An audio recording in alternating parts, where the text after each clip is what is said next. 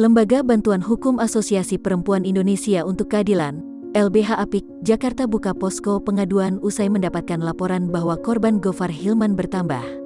Pihaknya mengatakan bahwa hingga kini sudah ada aduan dari 8 orang korban tindak asusila yang diduga dilakukan oleh mantan penyiar radio itu. Dari ke-8 korban, 1 diantaranya adalah pemilik akun Twitter @kuenjoyo yang sempat membuat kehebohan di Twitter dengan utasnya yang menyeret nama Gofar Hilman. Hingga tanggal 17 Juni tahun 2021, LBH Apik Jakarta telah menerima 8 aduan kasus terkait dengan pelecehan seksual yang dilakukan publik figur GH, termasuk aduan dari pemilik akun Twitter @kuenjoyo, tulis LBH Apik Jakarta melalui siaran pers, Jumat, tanggal 18 Juni tahun 2021. Lantaran meyakini ada potensi korban Gofar Hilman bertambah lagi, akhirnya LBH Apik Jakarta buka posko pengaduan.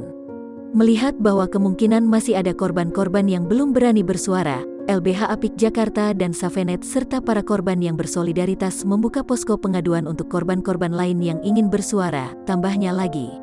Lebih lanjut dijelaskan bahwa posko pengaduan yang telah resmi dibuka sejak Sabtu, tanggal 18 Juni tahun 2021, itu dibuat sebagai bentuk pendampingan untuk korban tindak asusila.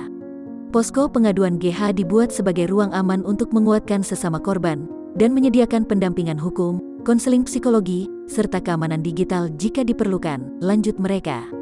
Para korban yang merasa pernah menerima tindak asusila dari Gofar Hilman itu bisa membuat aduan ke LBH Apik Jakarta melalui email ke aduankorban.gh@awaskabego.id atau akun Instagram https://instagram.com/aduankorban.gh.